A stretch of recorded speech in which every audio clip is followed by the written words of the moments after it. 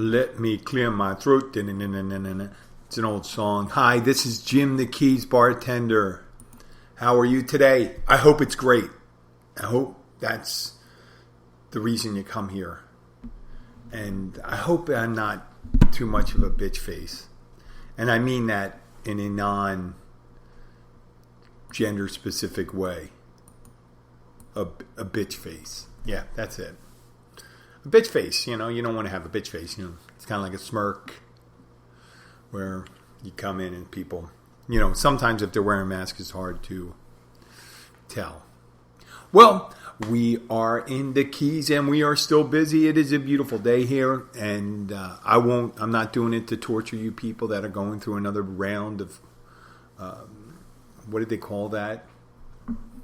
A snow bomb or whatever. I used to live in that stuff, and I don't hate it. I don't hate that stuff. I used to enjoy the idea of just not having to do anything. And you don't have, you got to shovel and you got to do things like that. I understand. But when it's really bad, you just got to sit and, survive. Eat, feed the family, do things like that. Sometimes you have to go out and it's really difficult. I understand that. But thank you for joining us. Joining us, the royal us. Not that I'm royal. I could be a royal pain in the ass. That's what I'm told by the wife and co-workers and other people. So, I'd like to start out by talking about the Long Island iced tea. Now, it gets a bad rap from mixologists, bartenders who consider themselves mixologists, not just bartender. I'm a bartender. I think I know how to make decent drinks. I'm not a mixologist. I'm not really precise. I kind of, half-ass it sometimes, but I think I do it with a kind of consistent half-ass sort of way, or whole-ass it. But when it comes to Long Island iced tea, for those of you unexperienced or unschooled, or I'm unschooled, but I'm very experienced with bartending, and mixologists just look at it and they see like all this shit thrown in together. So, and they think it's a mess. And I've heard it on all the drinks, like my bartender sites and the social groups I belong to on different social applications. They call it garbage drinks for garbage people. I would not equate a drink with garbage people. Rum used to be the drink of pirates, you hear.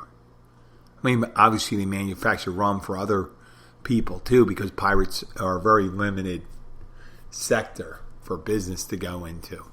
But calling a drink garbage and the people that drink it garbage, that's really painting it all one color, and that's just not the way to go. So let's start out what it is.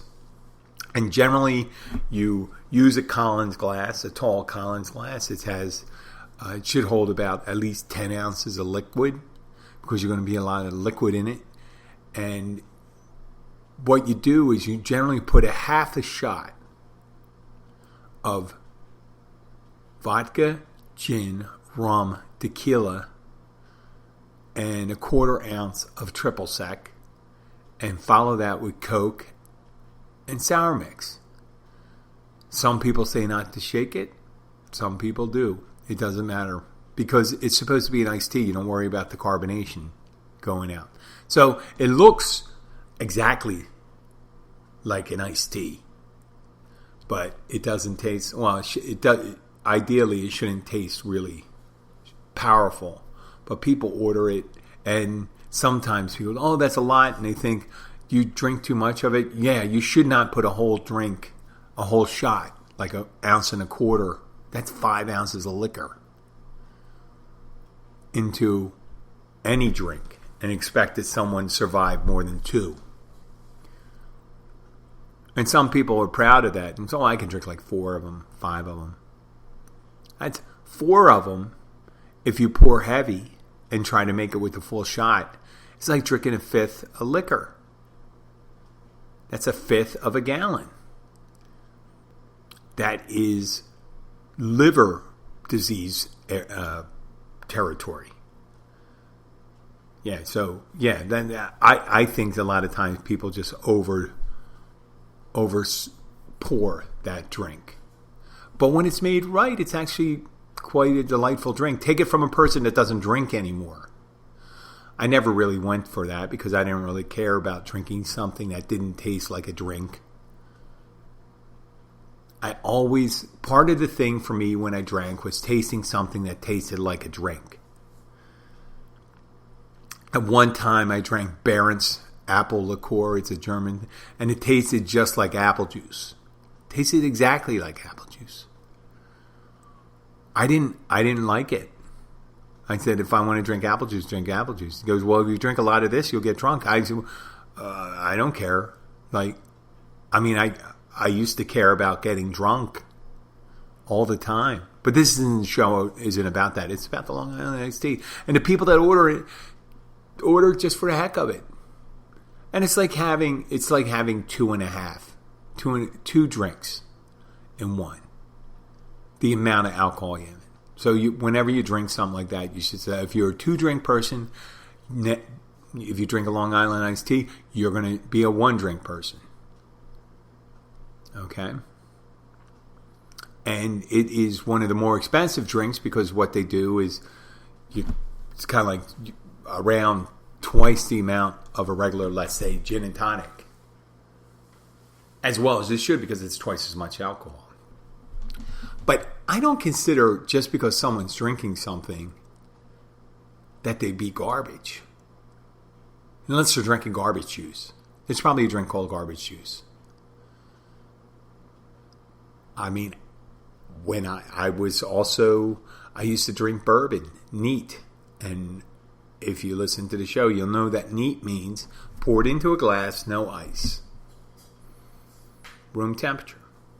Now, some people keep their bottles in the fridge or the freezer. That's chilled, no matter if you pour it over ice or anything. So neat is room temperature, no ice, no mixer. That's when you walk up to a bar and you say, I have scotch neat in a glass. You don't have to do it too much. You know, people know when you're ordering Johnny Blue or Special Edition Glenfiddich that you're not going to put club soda in it or tonic or anything like that. Some people do, but you're going to have to tell them. Generally, when they order something like that, I won't put any ice in it. Anything now, higher the price, the brown liquor, the less. Now, when it comes to vodkas and tequilas and gins, normally they're chilled. Every so often you get someone says, serve it to me neat. Vodka neat. That's kind of like a European thing too. Sometimes they like that. They got like that warm vodka, room temperature vodka, and they would burn the throat. That's it. But it's neither here nor there. There is no reason to judge someone by what they drink. They drink something upscale, they're used to paying for it. That's up to them. If they drink something cheap, it doesn't mean they're trash either. So, that's just my opinion. And it's a strong opinion there. So people that drink beer, people that drink really good scotch, people that drink vodka martinis and stuff like that, they're all the same until they show me different. And that's what we're going to spend the next rest of the show talking about. It's making peace. And recently we recognize that, at least in the U.S., and I know in a lot of different places, there's culture wars, there's Me Too movement, there's partisanship, all these things, religious, non-religious, people who celebrate Christmas, other people that don't really give two shits about it. And people end up being in two different camps. And it seems the more stalwart one may be reactionary people that want to try to maintain old traditional styles that instead of moving on to something new, which is well and good. It doesn't make you one way or another. Some people like traditional ways. But there's no reason to really hate each other for that. And it's gotten to be real vicious and to the bone in families and things like that over politicians. You can give two shits about either of these politicians sometimes. They could give two shits about you and why you would lose a friend or a family member over an idea. As long as the person's idea isn't mean-spirited and hateful. I'm not going to defend racist. If you're a racist, you're unredeemable. You're just that. If you judge a person by the color of their skin and not the content of their character, then you're I'll call you. You're an asshole. You're an asshole. I'm sorry. Yeah, you could point out totally different places where there's a certain group of people there, and it's not as nice as the way you remember it. It does not make those people assholes or dickheads or shitheads or subhuman. We've been down that route before, and that doesn't work. So we'll just do away with that. But last night, I'm sitting there, and there's two brothers that come in from New York, and I love them dearly.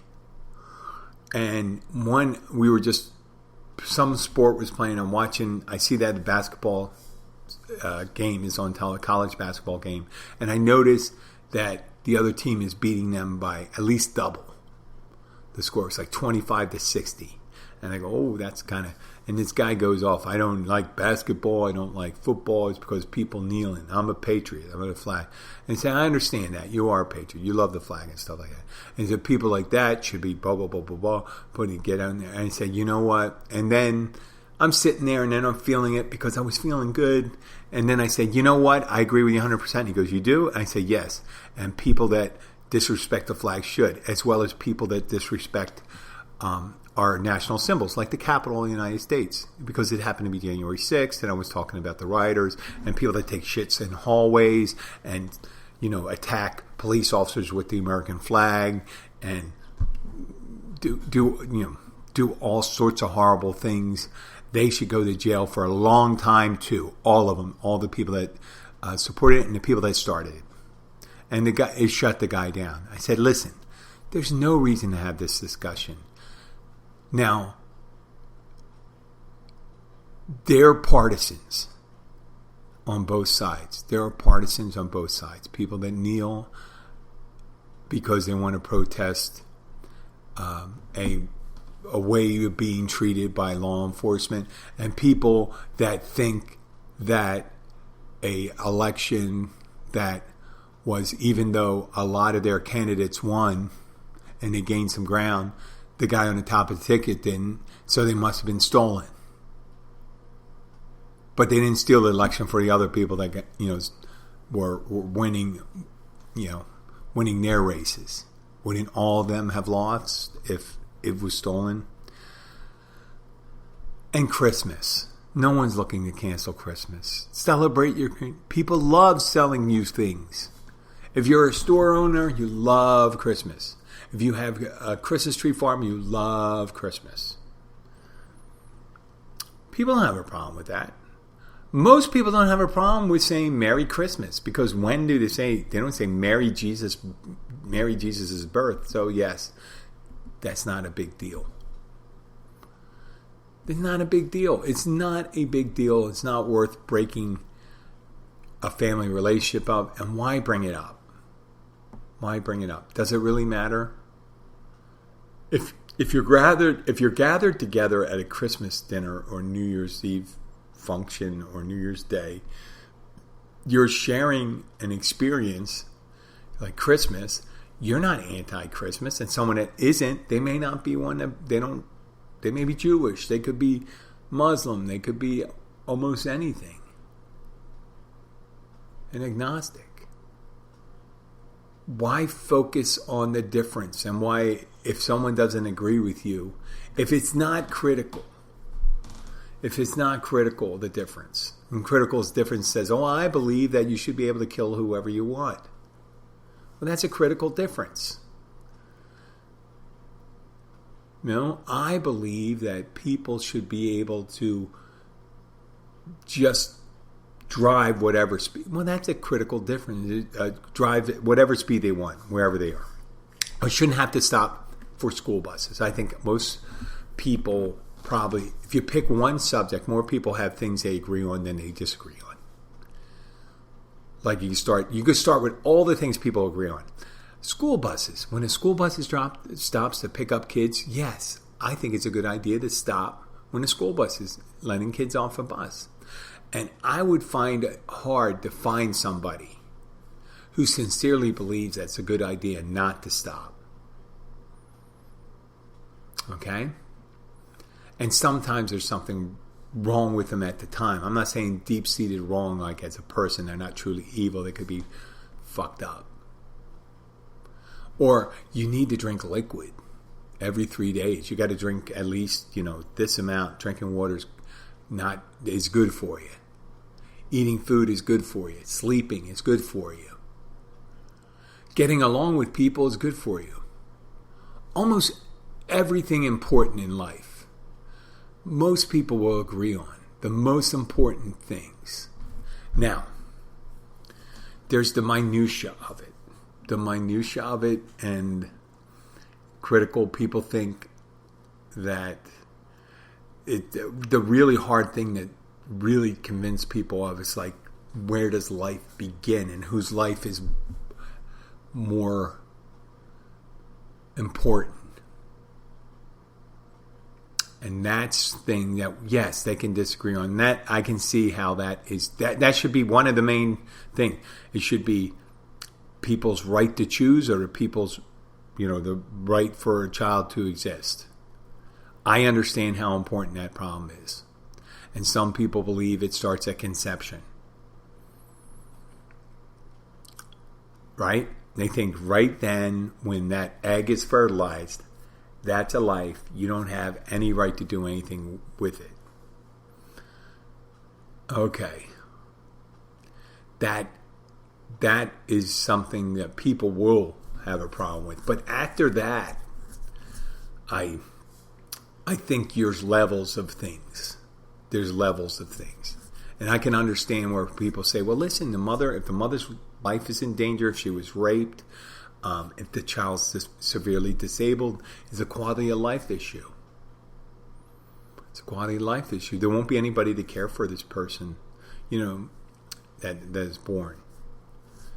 And I find it very hard and difficult to, when people say there's a viable fetus and it's aborted. Late-term abortions, horrible, horrible, horrible. But it's something people are going to disagree on. The death penalty. That's something people disagree on. Like, someone does something horrible, it's society's retribution for that transgression. And then where there's someone on the reverse side, and I don't understand how people that think, life is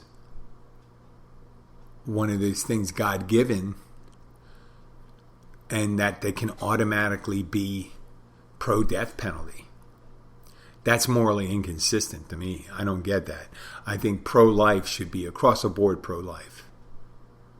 Say, nope, I'm pro-life.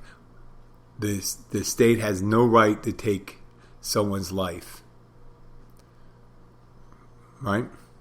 And if you're pro-choice, you should say, okay, the woman's right to choose and the state's rights to choose because this person's such a transgression.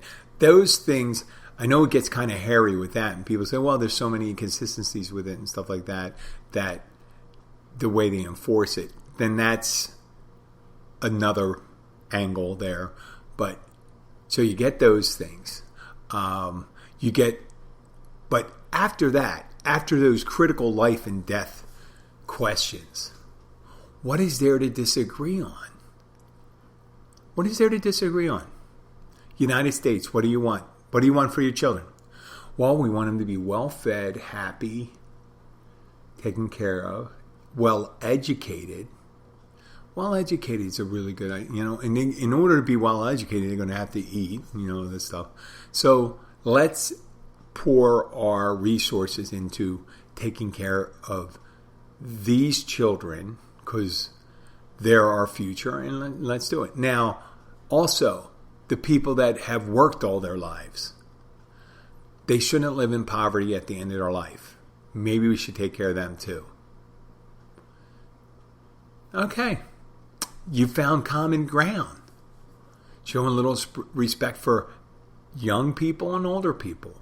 Making sure that they're not harmed, they're safe. And things like that. So, and then you think, well,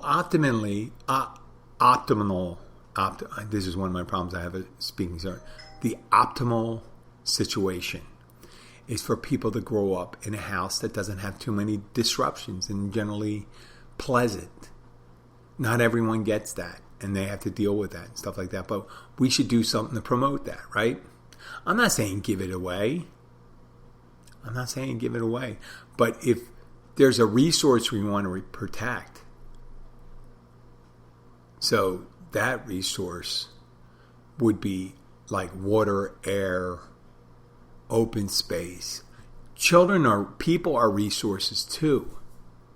If you don't believe that, look at countries that don't care about their people and have leaders that don't give a shit. Because they die in droves. So we get all confused with these things and we think about, what do we really want? What do we really want at the end of the day? You can start talking about the issues. You can talk about guns. You can talk about sex, trafficking, and human trafficking, and all these things. Where does it get you at the end of the day? If you're not doing anything bad, then you should be concentrating on things that ease your life, ease the relationships you have, and the way you deal with people, and the way you deal with your job. So when you go in your job, you're saying, well, I generally don't like to work because I don't like my job. It's a lot of stress. I get a lot of... I understand. Get a different job. But if you are going into work and you don't hate your job, why wouldn't you generally just be happy if it's a choice? Now, a lot of people have things going on in their lives. They have health issues, relationship issues. If you're having relationship issues, sometimes you have to end it. Sometimes people don't want to end relationships, and that becomes something else entirely, where you have to involve the state and with a restraining order or something like that, maybe, if it's harmful. But generally, whenever you're doing something, whether it's in relationship or at work and things like that, don't you want to be happy while you're doing it? And why would someone encumber that? Sometimes we become an encumbrance to our own happiness. It sounds like I'm all over the place, but if you drill down to the issues that make us unhappy, for the longest time I was unhappy because first it was the person that got elected president a while back.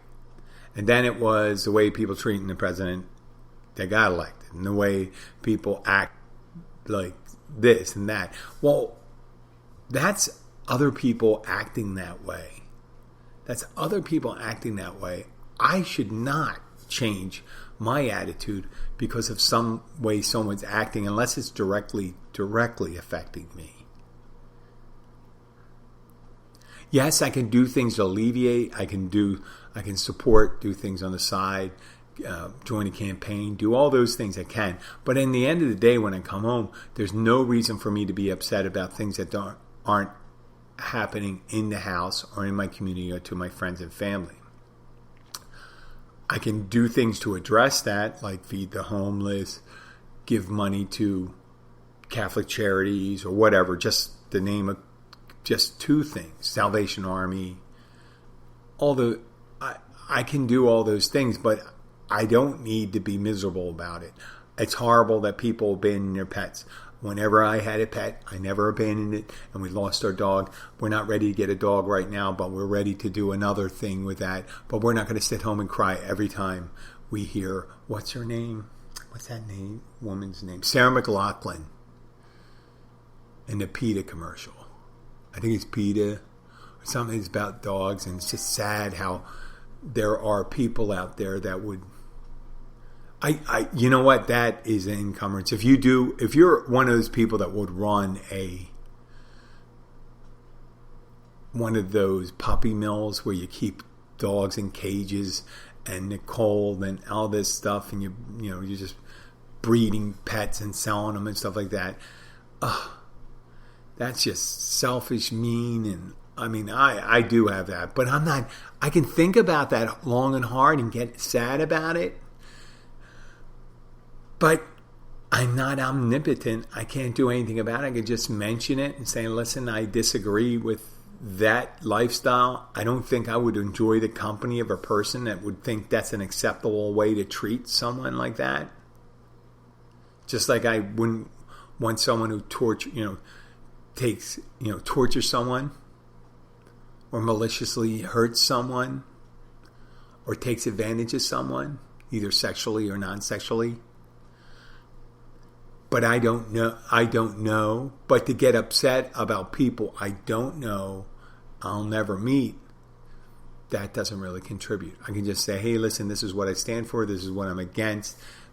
Take it or leave it. Take it or leave it. I'm here to be your friends. I have friends that believe in totally different political views than I am. And we get along great because we agree on one thing, that we're friends. Yeah, we agree on one thing as friends. And we have the same general feeling about our family and friends and people around it. And a lot of these people, we almost have the same views, except they're critically different. So that's no reason for me to be unhappy. Another big thing about being unhappy and contentious is feeling good about yourself. Feeling good about yourself. And it took me a very long time to realize that I abused alcohol. It took me the longest time. One time I had to go to the hospital after I had my hand damaged. It was bruised up, and after I got it x-rayed, the doctor said, well, Mr. Rand, it looks like your hand was run over by a car, and I didn't recall that. But I didn't think I drank. I didn't think I had a drinking problem.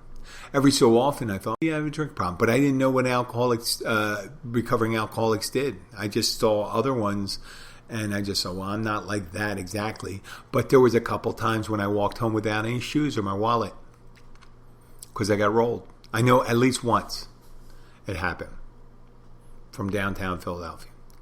I didn't question that either. And I kept on going out and doing it, doing the same thing. I was not responsible. I'm not saying I wasn't responsible for myself. I wasn't behaving responsibly. Not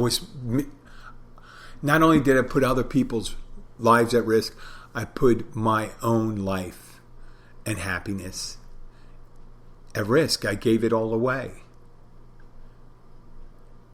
And people say, well, all those years you wasted, and you decided when you were 44, and then you went back again when you were 51 for 5 years.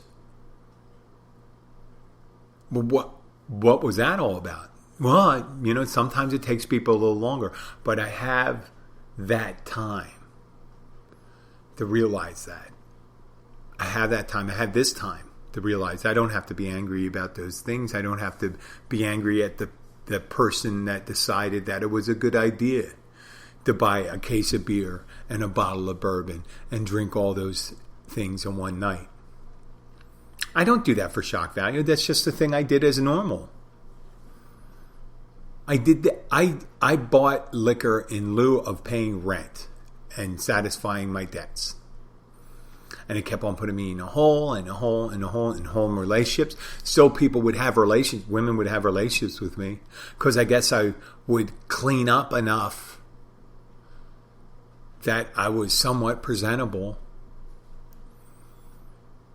I was just laying down in the gutter, like one of those characters in a Dickens novel. I'm sure they've seen those people and just say, listen to that drunken slob. I don't look at people and say, look at that drunken slob, because that drunken slob was me. And I'd say, well, I was drinking just to be happy. And then it turned out in the end, it just never made me happy. So that was the one thing I had to do. And then there was another thing as to do it. There's always one thing. Life doesn't get better because you take care of one issue. It's almost like a full court press. One of the biggest things is deciding to be happy. Okay. And there's other things you have to do. You got to get rid of the biggest impediments. Could be a person in your life who's always, every time you see him, you say, boy, they do. Every time I see him, there's a lot of drama. There's a lot of vitriol that goes out. And they're vicious and mean. And they're nice to me, but sometimes they're mean to other people. And I don't, well, maybe you have to stand off, give them a little space, see if that works for a while. Right? If you have a physical problem that can be alleviated, you see a doctor. Today, while I was looking at one of my bartending sites, someone posted, they were about my height, a little shorter, and they were talking about how their back has been bothering them. The person is in their early 30s, I think. Early 30s. I'm 58 years old. And about 14, 15 years ago, my back started giving me problems. I mean, every so often I would tweak it, and I would be out of commission for a week. And when I say out of commission, I kept on working, but I was out of commission doing anything else. And that's because I was going to the gym 8 hours a week, but I wasn't doing all the things I could do for strengthening that area. And I heard this for a long time to say, you just got to keep your core strong. So what have I been doing since as I get older is if I do anything, I always start with my sit-ups and my back exercises. That's it. Sit-ups and back exercises. And then I stretch out my back. And that has alleviated that problem there. So I addressed it. And I always had money issues because I would spend it, it was on alcohol.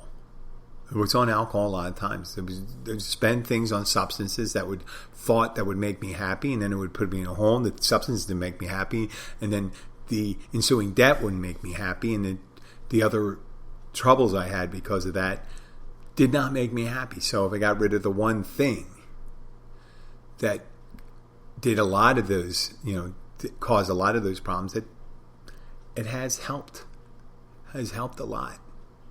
But the one thing, and I keep on losing sight of it sometimes, and I think that's because I don't meditate enough, is the decision to be happy at the end of the day and not worry about, say, listen, if someone comes up and starts saying, hey, Jim, come up, I want to talk to you. It could be a friend, a boss, a coworker, like going to work, and the first thing you hear is something negative, and you go, oh, God damn it. Now you got this to put on your head because your brain changes as you go up. Like a lot of times when I was drinking, I really didn't give a shit.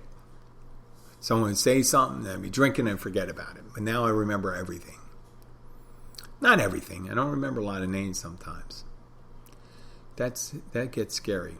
But I don't want to worry about that. I'm not worried about getting old. I'm not worried about dying at this point. I think because it's really important right now. And say if you worry about dying, about getting old and things like that, it stops you from getting in between that. And I talk to a lot of between you and your happiness. And I talk to a lot of people about that. I say, listen, you to the people that come in a bar, I say, listen, maybe you should do a little activity. Just go walking instead of coming. Talking to a regular and things like that. Instead of coming here right away, maybe you should go home and go for a walk for like a half hour, 45 minutes. Just go for a walk. Then go out. See how it is. I started doing that walking in the middle of the early 90s. I would go for long, long walks. And I didn't realize that the long walks were meditation. I did a lot of thinking, and then I was just looking at the trees. It was in the middle of Philadelphia, and I was getting exercise, and I was serving multiple purposes because I didn't want to quit drinking. I didn't even think I had a problem drinking, but I did want to quit smoking. I knew if I was walking, I wouldn't have a cigarette.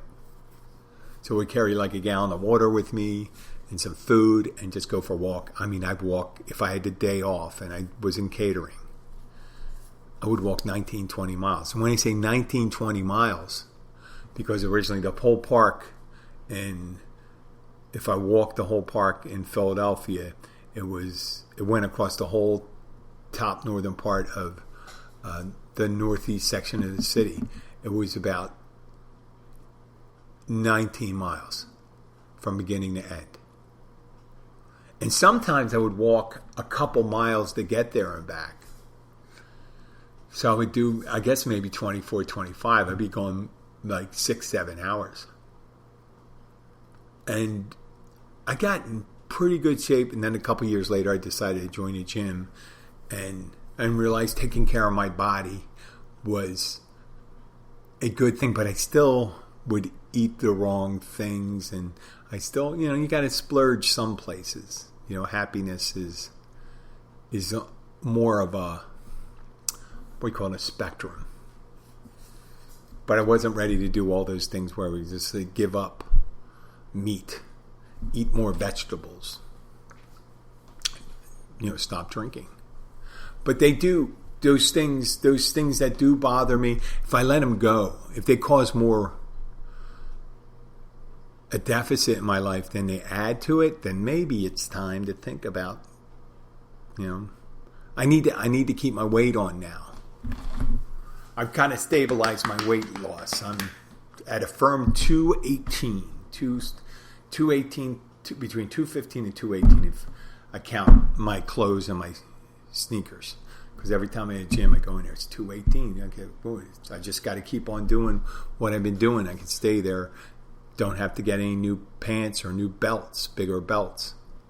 I got a bunch of, nice thing about it, I got a bunch of belts I can't wear anymore because I don't have enough holes, and they're not the kind of pants or the belts that you punch holes into.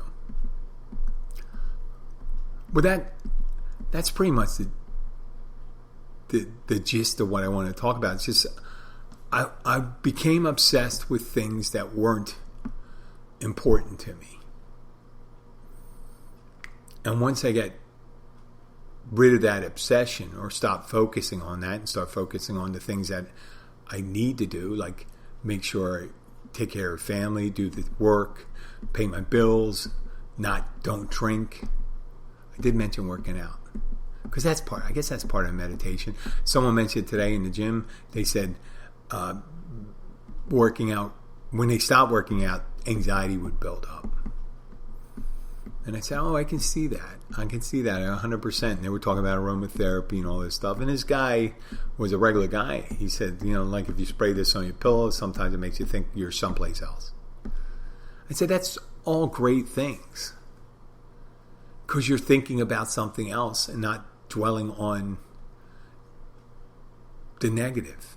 There was a song, accentuate the positive, eliminate the negative. Not a great song for me. It was kind of like one of those 1950s happy songs and stuff like that, but not technically that great a song. But it was a great sentiment in life. Eliminate the positive, accentuate the positive, eliminate the negative. You don't want to eliminate the positive. That would suck. Right? I'm going to sign off. I'm going to thank you for listening. I do appreciate all the downloads I've been getting from all over the place. I am targeting 1 million downloads. I know it's the beginning of the year. Just keep on going, guys. I appreciate it. Whoever's in Naples, thank you. Listener in Naples who's doing all the downloads. Knoxville, Tennessee, Philadelphia, New York. Where else do we have? Atlanta. Byhalia, Mississippi. It's interesting, the hodgepodge of places we have in Taiwan, India, Germany. I do like it. I do appreciate it. If you have any questions, please send your questions to jim@keysbartender.com. I will be back to you next week. I don't think I'm going to do any more shows this weekend. Maybe I will. Who knows? It's whatever. But this part right here where I get to talk to you is the best part. Is one of the best parts of the day. Best part of the day, because I don't want to, sound. But it's the best part for keeping me healthy. It makes me sort things out sometimes. It doesn't sound like I'm sorted out, does it? It's like, Jim, you're all over the fucking place. Well, that's where I like to be sometimes. But I'd like to thank you for listening and putting up with me. And this is me signing off. Bye.